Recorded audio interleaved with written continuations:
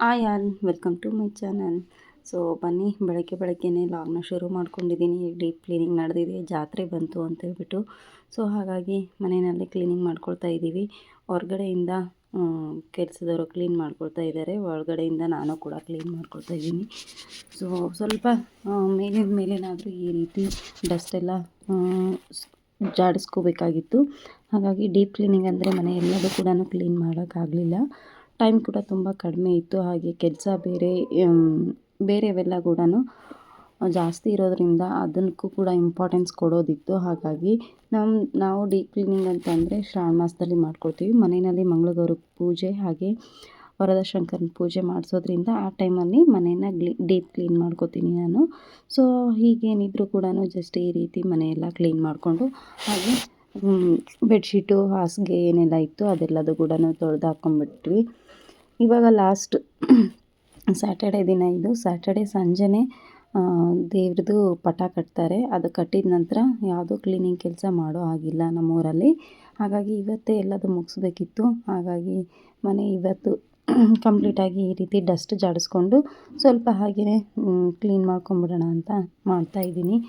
So ಹೊರಗಡೆಯಿಂದ ಕೆಲಸದವ್ರಿಗೆ ಮಾಡಿರಿ ಅಂತ ಹೇಳಿದ್ದೆ. ಅವರು ಹೊರಗಡೆ ಎಲ್ಲ ಮಾಡ್ಕೊಳ್ಳೋದು ಮಾಡ್ತಾಯಿದ್ರು. ಒಳಗಡೆಯಿಂದ ನಾನು ಒಂದೊಂದಾಗಿಯೇ ರೂಮ್ ವೈಸು ಜಾಸ್ತಿ ನಮ್ಮ ಮನೆಯಲ್ಲಿ ವಿಂಡೋಸ್ ಇದೆ. ಹಾಗೆ ನಮ್ಮದು ಈಸ್ಟ್ ಫೇಸ್ ಆಗಿರೋದ್ರಿಂದ ಸೂರ್ಯನ ಬಿಸಿಲು ನೋಡಿ ಹೇಗೆ ಮನೆ ಒಳಗಡೆನೇ ಬೀಳ್ತಾ ಇದೆ. ಸೊ ಅದೊಂಥರ ನನಗೆ ಖುಷಿ. ಅದು ಬೆಳಗ್ಗೆ ನಾನು ಕಿಚನಲ್ಲಿ ಕೆಲಸ ಮಾಡುವಾಗ ನನಗೆ ಈ ರೀತಿ ಬಿಸಿಲು ಬೀಳ್ತಾ ಇದ್ದರೆ ಅದೊಂಥರ ಫುಲ್ಲು ಎನರ್ಜಿ ಸಿಕ್ಕಾಗುತ್ತೆ ನನಗೆ. ಹಾಗಾಗಿ ತುಂಬ ಚೆನ್ನಾಗಿ ಬಿಸಿಲು ಕಾಣಿಸ್ತಾ ಇರುತ್ತೆ. ಸೊ ಅದೇ ನನಗೆ ರಿಫ್ಲೆಕ್ಟ್ ಹೊಡಿತಾ ಇದೆ ಮುಖಕ್ಕೆ ಎಲ್ಲದು ಕೂಡ. ಸೊ ಈಗ ವಿಂಡೋಸ್ ಜಾಸ್ತಿ ಇರೋದ್ರಿಂದ ಒಂದೊಂದಾಗಿಯೇ ಕ್ಲೀನ್ ಮಾಡ್ಕೋಣ ಅಂತ ಅಂದ್ಕೊಂಡ್ಬಿಟ್ಟು ಮಾಡ್ತಾಯಿದ್ದೀವಿ. ಫಸ್ಟು ಆ ಕಡೆ ಗ್ಯಾಸ್ ಮೇಲೆದು ಅದೊಂದು ಸ್ವಲ್ಪ ಜಿಡ್ಡೆಲ್ಲ ಇರುತ್ತಲ್ವ. ಸೊ ಮೊನ್ನೆ ಕ್ಲೀನ್ ಮಾಡ್ಕೊಂಡಿದ್ವಿ ಅದನ್ನು. ಅಂದರೆ ಎಲ್ಲದು ರಿಮೂವ್ ಮಾಡಿಬಿಟ್ಟು ಕ್ಲೀನ್ ಮಾಡಿದ್ರೇ ಚೆನ್ನಾಗಿರುತ್ತೆ ಅಂತೇಳ್ಬಿಟ್ಟು. ಹಾಗೆ ನಮ್ಮದು ರೋಡ್ ಸೈಡ್ ಆಗಿಬಿಡುತ್ತೆ. ರೋಡ್ ಅಂದರೆ ಜಸ್ಟು ಮೇನ್ ರೋಡ್ ಕೂಡ ಅಲ್ಲ ಇದು, ಜಸ್ಟ್ ರೋಡ್ ಅಷ್ಟೇ.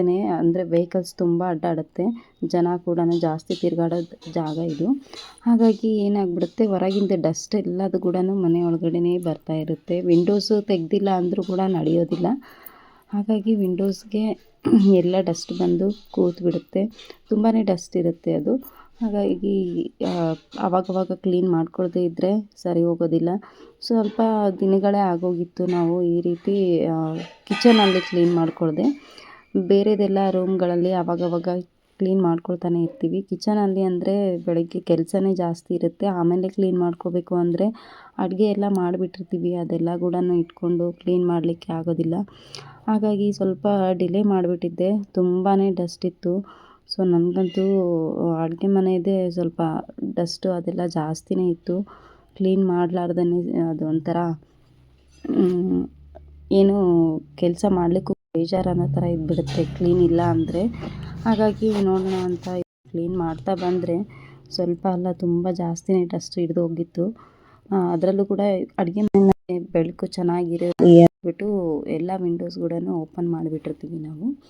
ರೂಮಲ್ಲಿ ಅಂದರೆ ಇಷ್ಟು ದಿನ ಇತ್ತು, ಹಾಗಾಗಿ ಅಷ್ಟೊಂದು ಓಪನ್ ಮಾಡ್ಕೊಂಡಿರಲಿಲ್ಲ ನಾವು. ಅಲ್ಲಿ ಅಷ್ಟೊಂದು ಡಸ್ಟ್ ಅನ್ನಿಸ್ಲಿಲ್ಲ. ಇಷ್ಟೆಲ್ಲ ಕ್ಲೀನ್ ಮಾಡ್ತಾಯಿದ್ದೀನಿ, ಏನೂ ಅನ್ನಿಸ್ಲೇ ಇಲ್ಲ.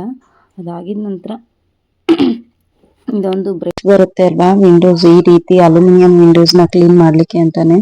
ಸೊ ಅದನ್ನು ಯೂಸ್ ಮಾಡಿಕೊಂಡು ಕ್ಲೀನ್ ಮಾಡೋಷ್ಟರಲ್ಲಿ ಇಡೀ ಇದ್ದಿದ್ದು ಬಿದ್ದಿದ್ದು ಎಲ್ಲ ಡಸ್ಟು ಕೂತ್ಕೋತು. ಸೊ ಅದೆಲ್ಲದು ಕೂಡ ಕ್ಲೀನ್ ಮಾಡ್ಕೊಂಡಿದ್ದೆ, ಚೆನ್ನಾಗಾಯಿತು. ಫಸ್ಟು ನಾನು ಈ ಬ್ರಷ್ನ ತರಿಸಿದಾಗ ಯೂಸ್ ಆಗೋಲ್ಲ ಅಂತ ಅಂದ್ಕೊಂಡ್ಬಿಟ್ಟಿದ್ದೆ. ಬಟ್ ಈ ಟೈಮಲ್ಲಿ ಫುಲ್ಲು ನನಗೆ ಯೂಸ್ ಆಯಿತು ಅಂತ ಹೇಳ್ಬೋದು. ಸೊ ಯಾವುದೇ ಆಯಿತು ಅದಕ್ಕೆ ಅಂತಲೇ ಮಾಡಿರ್ತಾರೆ ಅಂದಮೇಲೆ ಅದು ಯೂಸ್ ಖಂಡಿತ ಆಗುತ್ತೆ. ಬಟ್ ಅಂಡರ್ ಎಸ್ಟಿಮೇಟ್ ಮಾಡಿಕೊಂಡಾಗ ಹೀಗೆ ಆಗಿಬಿಡುತ್ತೆ ನೋಡಿ. ಫಸ್ಟ್ ಟೈಮ್ ತಂದಾಗ ನಮ್ಮ ಮನೆಯಲ್ಲಿ ಅಷ್ಟು ಡಸ್ಟೇ ಇರಲಿಲ್ಲ. ನಾವು ಆ ಥರ ಕ್ಲೀನ್ ಮಾಡ್ಲಿಕ್ಕೆ ಹೋದರೂ ಕೂಡ ಅದೇನೋ ಅಷ್ಟು ಎಫೆಕ್ಟಿವ್ ಅಂತ ಅನ್ನಿಸ್ಲಿಲ್ಲ. ಬಟ್ ಇಲ್ಲಿ ಇವತ್ತು ಫುಲ್ಲು ಡಸ್ಟ್ ಇತ್ತಲ್ವ, ಅದನ್ನು ಕ್ಲೀನ್ ಮಾಡಿದ ಕೂಡಲೇ ಫುಲ್ಲು ನನಗೇ ವಂಡರ್ ಆಯಿತು. ಅಷ್ಟು ಡಸ್ಟು ಅಷ್ಟೆಲ್ಲ ಕ್ಲೀನಾಗಿದ್ದು ನೋಡಿ. ಸೊ ಈ ರೀತಿ ಎಲ್ಲದು ಕೂಡ ಒಂದೊಂದೇ ವಿಂಡೋಸ್ ಎಲ್ಲದು ಕೂಡ ಫಸ್ಟು ಕ್ಲೀನ್ ಮಾಡಿಕೊಂಡು ಬಂದುಬಿಟ್ರೆ ಆಯಿತು. ಅದಾಗಿದ್ದ ನಂತರ ಎಲ್ಲದು ಬಟ್ಟೆಯಿಂದ ಒರೆಸ್ಕೊಂಡ್ರೆ ಆಯಿತು ಅಂತೇಳಿ ಈ ರೀತಿ ಕ್ಲೀನ್ ಮಾಡ್ಕೊಳ್ತಾ ಇದ್ದೀನಿ. ಸೊ ಆ್ಯಕ್ಚುಲಿ ಸ್ಯಾಟರ್ಡೇ ಒಂದೇ ದಿನ ಟೈಮ್ ಸಿಕ್ಕಿರೋದ್ರಿಂದ ನಾನು ಯಜಮಾನ್ರು ಇಬ್ಬರು ಹೇಗಾದರೂ ಮಾಡಿ ಮನೆಯೆಲ್ಲ ಕ್ಲೀನ್ ಮಾಡಿಕೊಂಡು ಮುಗಿಸೇ ಬಿಡೋಣ ಇವತ್ತೊಂದು ದಿನ ಆದರೆ ಆಗಲಿ ಕೆಲಸ ಅಂತ ಅಂದ್ಕೊಂಡ್ವಿ. ಬಟ್ ಅವ್ರಿಗೂ ಕೂಡ ಬೇರೆ ಕೆಲಸಗಳೇ ಬಂದುಬಿಡ್ತು. ಹಾಗಾಗಿ ನಾನು ಒಬ್ಬಳೇ ಮಾಡಬೇಕಾಯ್ತು. ಸೊ ಹೊರ್ಗಡೆದೇನೋ ಕೆಲಸ ನಮಗೆ ಕೆಲಸದವರು ನೀಟಾಗಿ ಮಾಡಿಕೊಟ್ಬಿಡ್ತಾರೆ. ಅದೊಂದು ಸ್ವಲ್ಪ ಚಿಂತೆ ಇಲ್ಲ ಹೊರ್ಗಡೆನೂ ಕೂಡ ಫುಲ್ಲು ದೊಡ್ಡದಾಗ್ಬಿಡುತ್ತೆ. ಅದನ್ನು ಮಾಡ್ಕೊಳ್ಳೋದು ಕೂಡ ಕಷ್ಟ ಆಗಿಬಿಡುತ್ತೆ.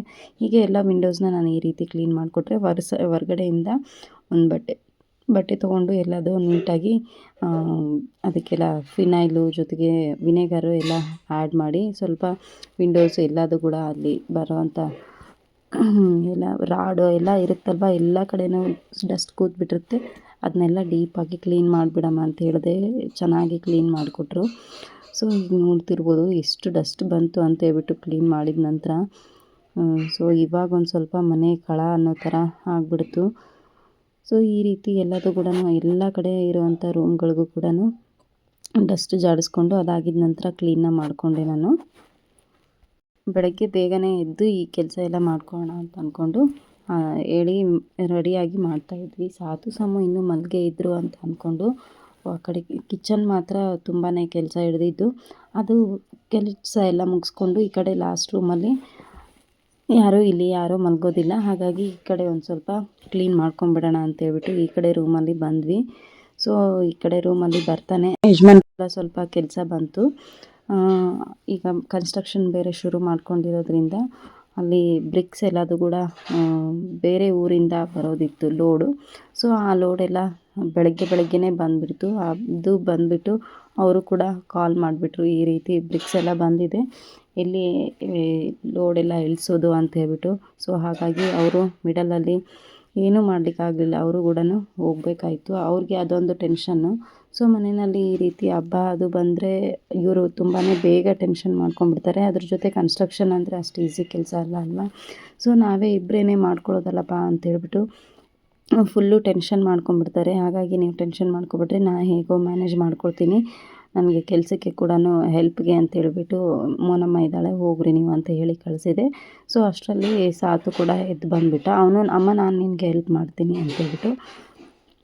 ಅವರಪ್ಪ ಅಷ್ಟೊತ್ತಿಗೆ ಹೊರಟಿದ್ರು. ಇಲ್ಲ ಅಂತಂದಿದ್ರೆ ಅವ್ರ ಅಪ್ಪನಿಗೂ ಕೂಡ ಹಿಂದೆ ನಾನು ಹೋಗ್ತೀನಿ ಅಂತೇಳಿ ಹಠ ಮಾಡಿರೋನು ಅವನು ಕೂಡ.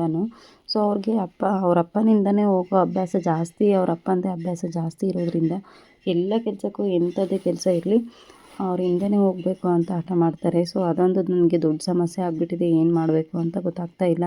ಮೊದಲಿಂದನೇ ನಾವು ಈ ಅಭ್ಯಾಸ ಹಾಕ್ಕೊಳ್ಬಾರ್ದು ಅಂತ ಹಿರಿಯರು ಹೇಳ್ತಾನೆ ಇರ್ತಾರೆ. ಈಗೇನೋ ಸಣ್ಣ ಮಕ್ಕಳಿರುವಾಗ ಹಿಂದೆ ಕರ್ಕೊಂಡು ತಿರುಗಾಡೋದು ಚೆನ್ನಾಗಿ ಅನಿಸುತ್ತೆ. ಸ್ವಲ್ಪ ಬರ್ತಾ ದೊಡ್ಡವರಾದಾಗೆಲ್ಲ ಹಿಂದೆನೇ ಬರ್ತೀನಿ, ಎಲ್ಲ ಕೆಲಸಕ್ಕೂ ನಾನು ಬರ್ತೀನಿ ಅಂತೇಳಿದರೆ ಚೆನ್ನಾಗಿರಲ್ಲ ಆ ಥರ ಅಡ್ಡಾಡೋದು ಅಂತ ಹೇಳ್ತಾನೆ ಇದ್ದರು. ಬಟ್ ಅದೇನು ಅಂತಂದರೆ ಸಣ್ಣ ಪಾಪು ಇದ್ದಾಗ ಒಂದು ರೌಂಡು ಹೋಗಿ ಬರೋಣ. ಸಾರಿ, ವಾಯ್ಸ್ ನಂದು ಸ್ವಲ್ಪ ಅಷ್ಟೊಂದು ಸರಿಯಾಗಿಲ್ಲ.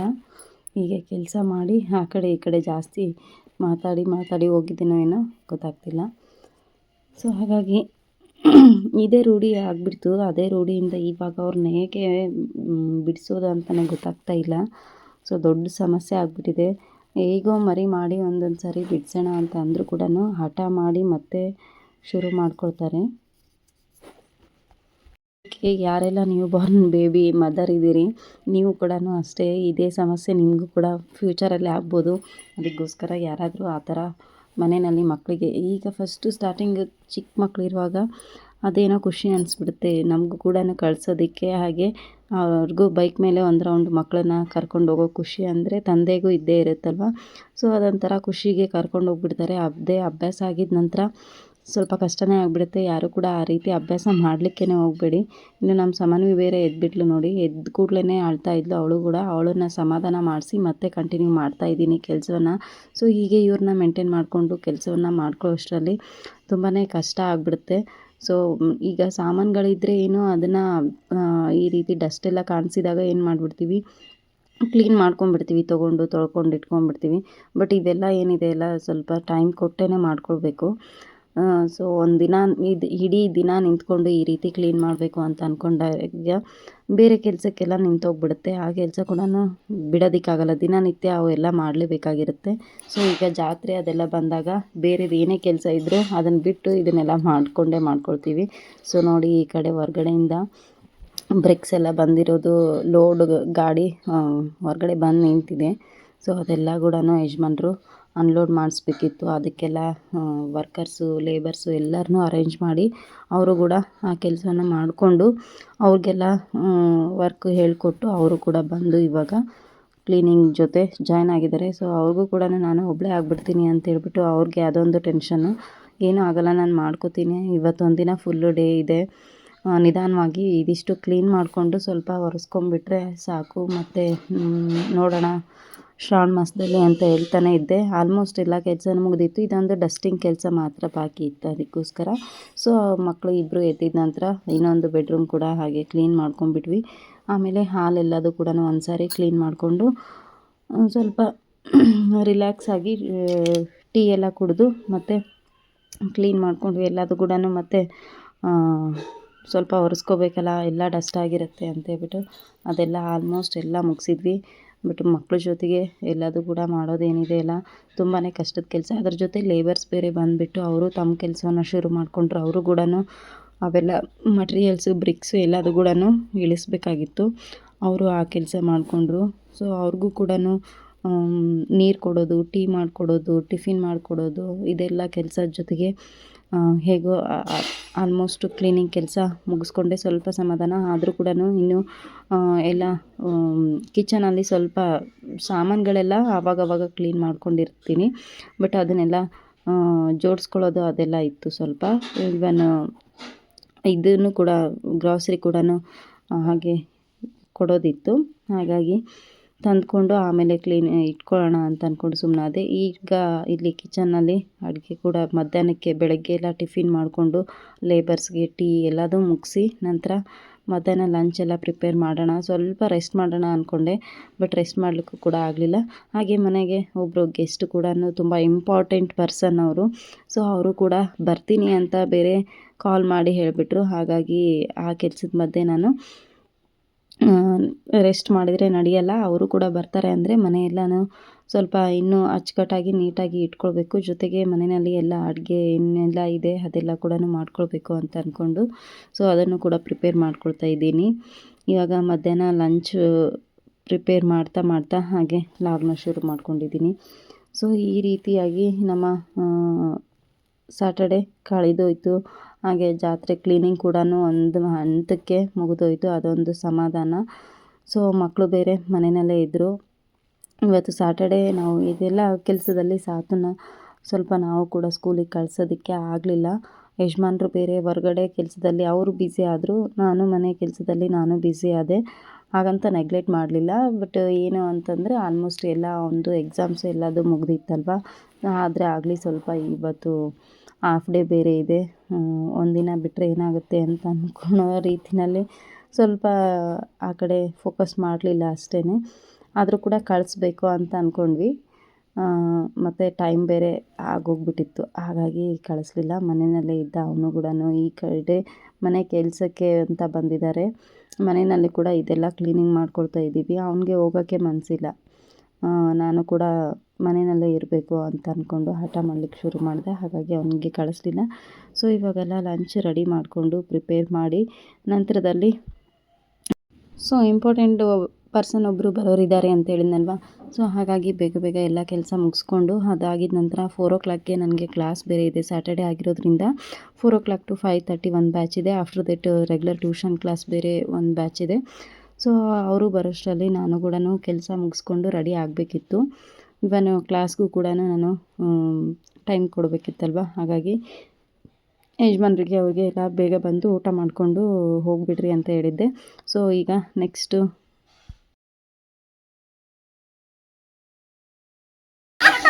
ಇಷ್ಟು ವಯಸ್ಸು ಕಳೆದು ತಿರುಗಿ ಮೊಮ್ಮಕ್ಕಳು ಬಂದ್ರೂ ಇವ್ರ ದೋಸ್ತಿ ಹೀಗೆ ಇದೆ.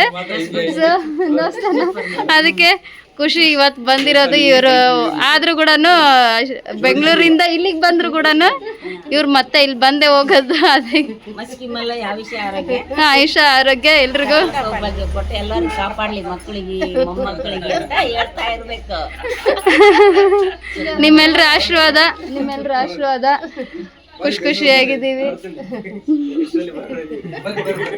ಅಲ್ಲ ಬಂದ್ರೆ ಈ ಸಲ ಬರಲ್ಲ ಅಂದ್ರೆ ನಾವು ಮುಂದೆ ಟ್ರೈ ಮಾಡ್ತೀವಿ. ಬರಣ್ರಿ ದೊಡ್ಡಪ್ಪ, ಬಂದಾಗೆಲ್ಲ ಬಂದು ಹೋಗ್ತೀವಿ. ಮಕ್ಕಳ ಅದ್ರಾಗ ಡಬ್ಬ ಇದು ಮಾಡಿಸ್ತಾನೆ ಏನಂತ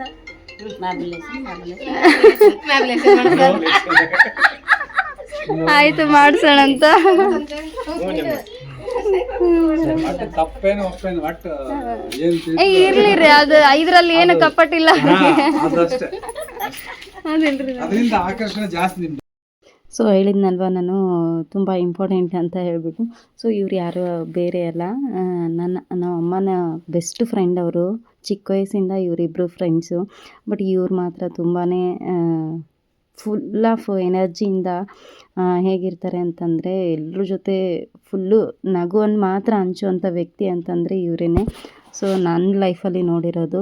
ಸೊ ನಾವು ಸಣ್ಣ ವಯಸ್ಸಿಂದ ನೋಡ್ಕೊಂಡು ಬಂದಿದ್ದೀವಿ ಇವರನ್ನು. ಅಲ್ಲಿಂದ ಇಲ್ಲಿವರೆಗೂ ಕೂಡ ಅಷ್ಟೇ ಖುಷಿಯಾಗಿ ಅಷ್ಟೇ ಎಂಜಾಯ್ ಮಾಡಿಕೊಂಡು ಎಲ್ರಿಗೂ ಬುದ್ಧಿ ಮಾತನ್ನು ಹೇಳ್ಕೊಂಡು ಇರುವಂಥ ಪರ್ಸನ್ ಇವರು. ಸೊ ಅವರು ಮದುವೆ ಆಗಿ ಮಕ್ಕಳಾಗಿ ಮೊಮ್ಮಕ್ಕಳಾದರೂ ಕೂಡ ಅವರ ಬಾಂಡಿಂಗು, ಅವರ ಫ್ರೆಂಡ್ಶಿಪ್ಪು ಈಗಲೂ ಕೂಡ ಹಾಗೇ ಇದೆ. ಅವ್ರು ಇವಾಗ ಪ್ರೆಸೆಂಟ್ ಇರೋದು ಬೆಂಗಳೂರಲ್ಲಿ. ಬೆಂಗಳೂರಿಂದ ಇಲ್ಲಿಗೆ ಬಂದರೆ ಮಾತ್ರ ಮೊದಲು ಅಮ್ಮನ ಹತ್ರ ಬಂದೇ ಹೋಗ್ತಾರೆ. ಸೊ ಹಾಗಾಗಿ ಬಂದಿದ್ದ ನಂತರ ನಮ್ಮನೆಗೂ ಬರಲೇಬೇಕು ಅಂತ ನಾನು ಕೂಡ ಕರೆದೆ. ಹಾಗಾಗಿ ನಮ್ಮನೆಗೂ ಕೂಡ ಬರ್ತೀವಮ್ಮ, ಖುಷಿ ಆಯಿತು ನಿಮ್ಮನ್ನು ನೋಡಿ ಅಂತ ಹೇಳ್ಬಿಟ್ಟು. ಸೊ ನಮ್ಮನೆಗೂ ಕೂಡ ಬಂದು ಸ್ವಲ್ಪ ಹೊತ್ತು ಇದ್ದು ಟೈಮ್ ಸ್ಪೆಂಡ್ ಮಾಡಿದರು. ಅವರು ಇದ್ದು ಟೈಮ್ ಸ್ಪೆಂಡ್ ಮಾಡಿದ್ದು ಈ ಸರಿ ತುಂಬ ಹೊತ್ತೇ ಇದ್ದರು. ಬಟ್ ಅವ್ರ ಜೊತೆ ಕಳೆದಂಥ ಟೈಮ್ ಇದೆಯಲ್ಲ ತುಂಬ ಮೆಮೊರೇಬಲ್ಲು. ಬಟ್ ಅದನ್ನೆಲ್ಲ ಕ್ಯಾಪ್ಚರ್ ಮಾಡ್ಕೋಬೇಕು ಅಂತ ಅಂದ್ಕೊಂಡ್ರೆ ಆಗಲೇ ಇಲ್ಲ. ಅದಾಗಿದ್ದ ನಂತರ ಅವರೇ ನೆನ್ಪು ಮಾಡಿ ನಂದು ನನ್ನ ಫ್ರೆಂಡ್ದು ಫೋಟೋ ತೆಗೀರಿ ನೀವು ಅಂತ ಅವರು ಜೋಕ್ ಮಾಡ್ತಾಯಿದ್ರು. ಆ ಟೈಮಲ್ಲಿ ಕ್ಯಾಪ್ಚರ್ ಮಾಡಿಕೊಂಡೆ.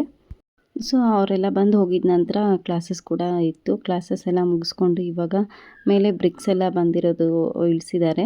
ಸೊ ಅದಕ್ಕೆಲ್ಲ ಏನೋ ಸ್ವಲ್ಪ ಕ್ಯೂರಿಂಗ್ ಆಗಲಿಕ್ಕೆ ಅಂತ ಹೇಳ್ಬಿಟ್ಟು ನೀರು ಹಾಕಬೇಕಂತೆ. ಇವತ್ತು ನೀರು ಕೂಡ ಬಿಟ್ಟಿದ್ದಾರೆ. ಹಾಗಾಗಿ ಯಜಮಾನ್ರು ನಾನು ಮತ್ತು ಸ್ವಲ್ಪ ಮೇಲ್ಗಡೆ ಬಂದು ನೀರೆಲ್ಲ ಹಾಕೋಣ ಅದಕ್ಕೆ ಅಂತ ಬಂದಿದ್ದೀವಿ. ಮೇಲ್ಗಡೆ ಸ್ವಲ್ಪ ಕತ್ಲೆ ಇದೆ. ಆ್ಯಕ್ಚುಲಿ 8 o'clock ಎಲ್ಲ ಆಗೋಕ್ಕೆ ಬಂದಿತ್ತು ಆ ಟೈಮಲ್ಲಿ. ಸೊ ಹಾಗಾಗಿ ಒಂದು ಇದೇ ಟಾರ್ಚ್ ಇಟ್ಕೊಂಡು ಬಂದು ನೀರೆಲ್ಲ ಹಾಕ್ತಾಯಿದ್ದೀವಿ. ಮಕ್ಕಳಿಬ್ರು ಅವರು ಅಮ್ಮ ಮತ್ತು ದೊಡ್ಡಮ್ಮ ಅಂತಲೇ ನಾವು ಅವ್ರನ್ನ ಕರ್ಕೊಂಡು ಬಂದಿರೋದು ಚಿಕ್ಕವರಿಂದ. ಸೊ ಹಾಗಾಗಿ ಅವರು ಬಂದಿದ್ರಲ್ವ, ಅವರೆಲ್ಲ ಊರಿಗೆ ಹೊರಟ್ರು. ಅವ್ರು ಊರಿಗೆ ಹೊರಟ್ರಂತ ಅಮ್ಮ ಮನೆಗೆ ಹೋಗ್ತಾಯಿದ್ರಲ್ಲ, ಅಮ್ಮನ ಜೊತೆ ನಾವು ಮನೆಗೆ ಹೋಗ್ತೀವಿ ಅಂತ ಮನೆಗೆ ಹೋದ್ರು ಅಲ್ಲೇ.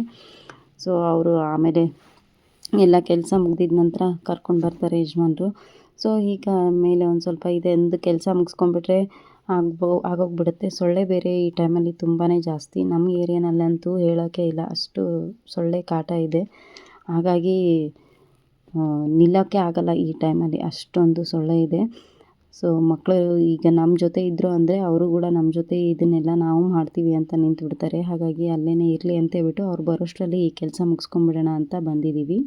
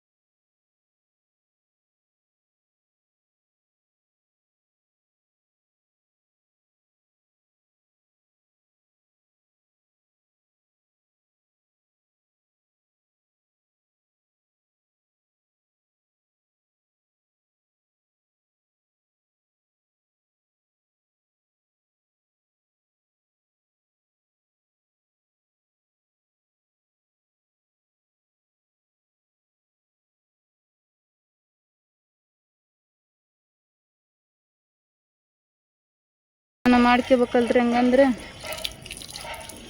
ಹೌದಿಲ್ಲ ಬೇರೆ ವ್ಯವಸ್ಥೆ ಫುಲ್ ಏನು ಮಾಡ್ಬೇಕ್ರಿ ಮೋಟ್ರ್ ಹಚ್ಚಿ ಸಿಂಟೆಕ್ಸನ್ನೇ ತುಂಬಿಸ್ಬಿಡ್ಬೇಕು ಫುಲ್ಲು ತುಂಬಿಸ್ಬೇಕು ಅಲ್ಲಿ ತುಂಬಿ ಹರಿಯ ಪೈಪ್ ಐತಲ್ಲ ಇಲ್ಲಿ ಮೇಲೆ ದಬ್ ದಬ್ ದಬ್ ದಬ್ ಬೀಳ್ತಾವಲ್ಲ ಅಲ್ಲಿ ಬೇಕಾದ್ರೆ ಇದನ್ನು ಕೊಟ್ಬಿಡ್ಬೇಕು ನಾವು ಹೌದಿಲ್ಲ ಪೈಪ್ ಕನೆಕ್ಷನ್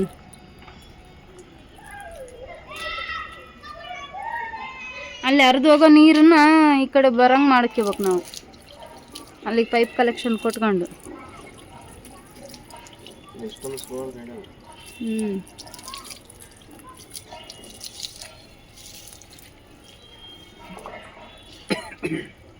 ವೇಟ್ಲೆಸ್ ಏನಿಲ್ಲ ಬಿಡೋದು ವೇಟ್ಲೆಸ್ ಅನ್ನೋದು ಏನಿಲ್ಲ ವೇಟ್ಲೆಸ್ ಅಲ್ಲದು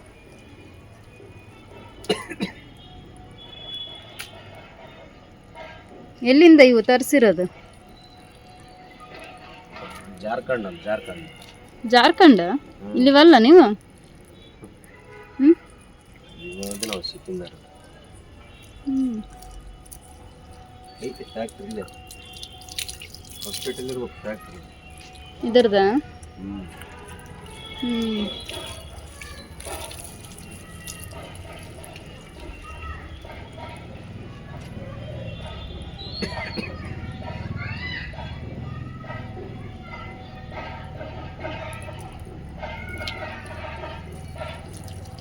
ಸೊಳ್ಳೆ ಹುಷಾರು ಕಾಲಿಗೆ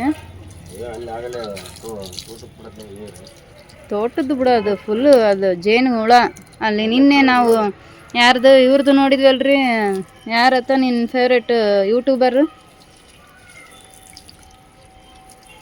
ಡಾಕ್ಟ್ರ್ ಬ್ರೋ ಎಲ್ಲೇ ಇದನ್ನ ಬಿಡ್ಸಕ್ಕೆ ಹೋಗಿದ್ರಲ್ಲ ನೇಪಾಳ ಜಪಾನ್ ಜೇನು ಬಿಡ್ಸಕ್ಕೆ ಹೋಗಿದ್ದಲ್ಲಿ ಮತ್ತೆ ಫುಲ್ ಪ್ಯಾಕ್ ಆಗಿ ಹೆಂಗೆ ಹೋಗಿದ್ರು ಹಂಗೆ ಹೋಗ್ಬೇಕು ನೋಡಲ್ಲ ತೋಟಕ್ಕೆ ನೀರು ಬಿಡ್ಸಕ್ಕೆ ಹೋದ್ರು ಹೌದಿಲ್ಲ ಹಂಗಿದೆ ನಮ್ಮ ತೋಟದಲ್ಲಿ ಸೊಳ್ಳೆ ಕಾಟ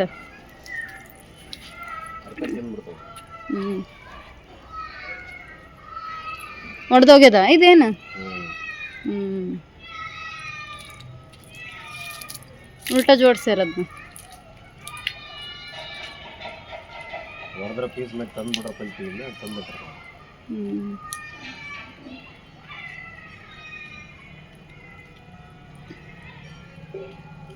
ನೀರು ಸಾಲಲ್ಲ ನಮಗೆ ನಾಳೆ ಬೇಸಿಗೆ ಬಂದ್ರೆ ಇನ್ನೂ ನೀರು ಕಟ್ಟಾಗ್ತಾವ ಅದೇ ಅಂಜಿಕೆ ಡೈರೆಕ್ಟ್ ಬಂದ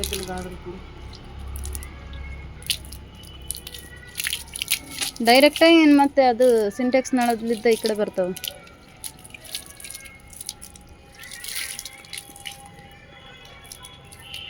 ಪೈಪ್ ಎಳ್ಕೊಬೇಡ್ರಿ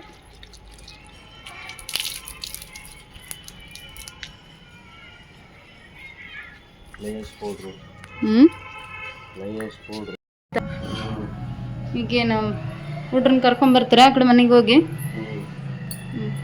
ಕರ್ಕೊಂಬಂದ್ಬಿಡು ಬಂದು ಊಟ ಮಾಡೋಣ ಅಂತ ಅವ್ರು ಊಟ ಮಾಡ್ಯಾರಂತ ಆ ಕಡೆ ಮನ್ಯಾಗ ಸಾಮಾನು ತೊಳೆದು ಇವತ್ತು ಹೇಳ್ಸೋದು ವೇಟ್ಲೆಸ್ ಬುಕ್ಸ್ ಅಂತ ವೇಟ್ ನಾನು ಎರಡು ಹಿಡ್ಕೊಂಬರ್ತಾರೆ ವೇಟ್ ಇರೋದು ಅಂತ ಮಾಡ್ಬಿಟ್ಟಿದ್ದೀನಿ ನಾನು ಆ್ಯಕ್ಚುಲಿ ಅವು ಅದೇ ಇದ್ರ ರೆಡ್ ಕಲರ್ ಬರ್ತಾವಲ್ಲ ಅವು ಏನ ಇದ್ರ ಬ್ರಿಕ್ಸ್ ಅಂತಾರಲ್ಲ ಏನವು ಅಂಥವಂತ ಮಾಡಿದ್ದೆ ಹೌದಿಲ್ಲ ನಮ್ಮ ಊರ ಕಡೆಗೆಲ್ಲ ಅವನ್ನ ಏನೋ ಅಂತಾರಪ್ಪ ಮೇಲೆ ಇವನ್ ಕಟ್ಟಕ್ಕೆ ಹಾಕಿರ್ತಾರೆ ಅಂಚಿನವು ಆ ಥರ ಬಂದಿಲ್ಲ ಈಗ ಇಟ್ಟಂಗೆ ಹೇಳಿ ಅದಕ್ಕೆ ಮತ್ತೆ ಪೇಂಟ್ ಹಚ್ಚೋದೇ ಬೇಕಾಗಿಲ್ಲ ಹೌದ್ರಿ ನಾನು ಆ ಥರ ಅನ್ಕೊಂಡೆ ರೀ ಇರ್ಲಡಿ ಯಾವ್ದಾನ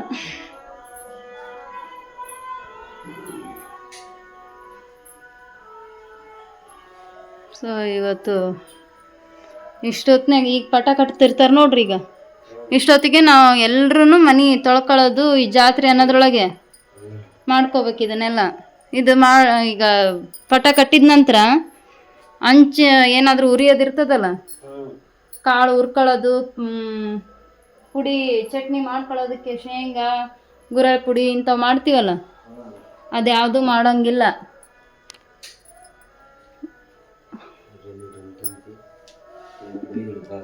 ಹ್ಞೂ ಈಗೇನು ಹಬ್ಬದ ಗ್ರಾಸರಿ ಎಲ್ಲ ಬರೋದಿಲ್ಲ ಕಿರಾಣಿ ಮಾಲು. ಸೊ ಆಲ್ಮೋಸ್ಟ್ ಇವತ್ತಿನ ಕೆಲಸ ಹೀಗಾಯಿತು. ಸ್ಯಾಟರ್ಡೆ ಕೂಡ ಮುಗಿದೋಯ್ತು. ಆ್ಯಕ್ಚುಲಿ ಇನ್ನೊಂದು ಸ್ವಲ್ಪ ಗ್ರಾಸರೀಸ್ ಎಲ್ಲ ತರೋದಿತ್ತು, ಅದೆಲ್ಲದು ಕೂಡ ಟೈಮ್ ಇರಲಿಲ್ಲ. ನಾಳೆ ಹೇಗೂ ಸಂಡೇ ಇದೆ, ಸಂಡೇ ಕ್ಲಾಸ್ ಎಲ್ಲ ಮುಗಿಸ್ಕೊಂಡು ತೊಗೊಂಡು ಬರೋಣ ಅಂತ ಅದನ್ನೇ ಮಾತಾಡ್ತಾ ಇದ್ವಿ. ಸೊ ಹಾಗಾಗಿ ಇವತ್ತಿನ ವ್ಲಾಗ್ನ ಇಲ್ಲಿಗೆ ಎಂಡ್ ಮಾಡ್ತಾ ಇದ್ದೀನಿ. ಮತ್ತು ನೆಕ್ಸ್ಟ್ ವಿಡಿಯೋನಲ್ಲಿ ಸಿಗೋಣ. ನಾಳಿನ ದಿನ ಹೇಗಿರುತ್ತೆ ಅಂತ ನೋಡ್ತಾ ಹೋಗೋಣ. ನಾಳೆ ಕೂಡ ಹಬ್ಬಕ್ಕೆ ತಯಾರಿ, ಜಾತ್ರೆಗೆ ತಯಾರಿ ಎಲ್ಲ ಆಗಬೇಕಾಗಿದೆ. ಹಾಗೆ ಸಂಡೇ ಒಂದಿನ ಸ್ವಲ್ಪ ಫ್ರೀ ಅಂತ ಸಿಗೋದು. ಸೊ ಹಾಗಾಗಿ ನೋಡೋಣ. ಸಂಡೇ ಬರುತ್ತೆ ಅಂತ ಅಂದ್ಕೂಡಲೇ ಹಿಂದಿನ ದಿನದಿಂದನೇ ಮೈಂಡ್ ಫ್ರೀ ಆಗಿಬಿಡುತ್ತೆ. ಒಂದು ಸ್ವಲ್ಪ ಮೈಂಡ್ ಏನಾಗ್ಬಿಡುತ್ತೆ, ಸೆಟ್ ಆಗಿಬಿಡುತ್ತೆ. ನಾಳೆ ಒಂದಿನ ಫುಲ್ ಡೇ ಫ್ರೀಯಾಗಿ ಸಿಗುತ್ತೆ ನಮಗೆ ಅಂತೇಳ್ಬಿಟ್ಟು. ಬಟ್ ಆ್ಯಸ್ ಯೂಶ್ವಲ್ ನಮ್ಮ ಡೈಲಿ ಹೇಗಿರುತ್ತೋ ಹಾಗೇ ನಡೆದೋಗ್ಬಿಡುತ್ತೆ ಸಂಡೇ ಕೂಡ.